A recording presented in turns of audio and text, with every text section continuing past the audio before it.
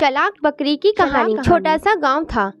सभी गांव के लोग उस साधु बाबा को बहुत शक्तिशाली समझते थे और उन्हें भविष्य देखने वाला मानते थे। वह साधु बाबा इसी बात का फायदा उठाकर लोगों को भविष्य बताते थे और खूब सारा पैसा कमाते थे।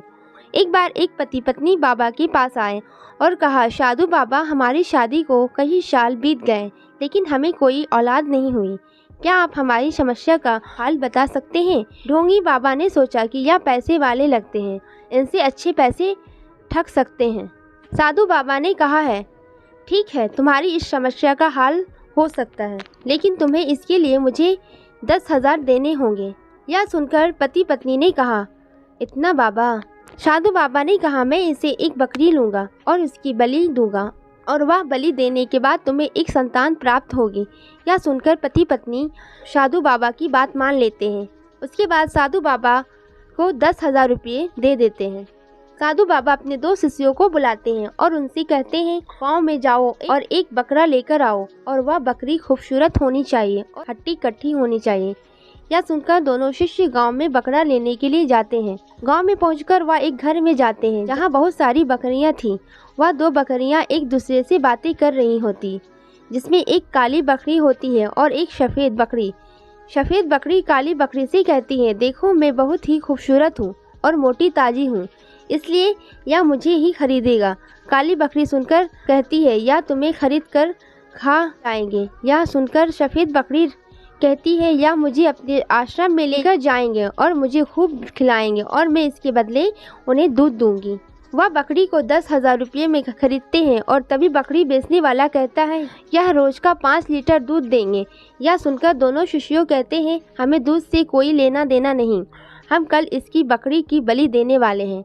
यह सुनकर वह बकरी बहुत ही दंग रह जाती है और अपने घमंड पर अफसोस करती है।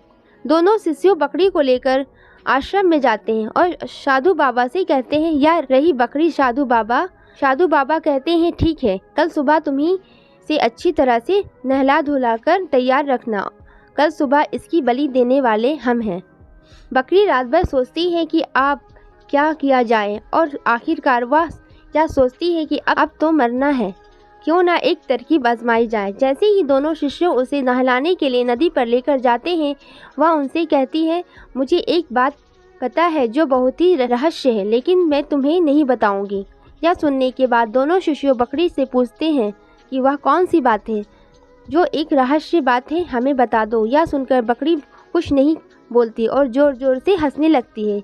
यह देखने के बाद दोनों शिष्यों बकरी को साधु बाबा के पास लेकर जाते हैं। साधु बाबा यह सुनने के बाद बकरी से कहते हैं, यह बकरी जल्दी से कह दो, तुम कौन सी रहस्य बात जानती हो। यह सुनकर बकरी कहती है, पिछले जन्म में मैं इंसान थी, लेकिन मैंने एक बकरी की बलि दी थी, इसलिए मुझे शराब की वजह से बकरी बना दिया गया और मैं यह सोचकर हंस रही हूँ कि अगर तुम मुझे बलि दोगे तो अगले जन्म में तुम बकरी बनोगे और मैं इंसान बनूंगी, इसलिए मैं हंस रही थी। यह सुनकर साधु बाबा डर जाते हैं और बकरी को आज़ाद कर देते हैं और कहते हैं, आज से यह बकरी हमारे आश्रम में रहेंगे और हम उसका दूध पिएंगे। इस तरह बकरी में अपनी अक्लमंदी से अपना जान बचा लेती है और खुशी खुशी आश्रम में रहने लगती है। इस कहानी से यह सीख मिलती है कि अगर हम बुद्धि से काम लेंगे तो कोई ना कोई रास्ता निकल ही जाता है। अगर हमारी स्टोरी पसंद आई तो इसे लाइक करें और मेरे चैनल को सब्सक्राइब करें। Thanks for watching.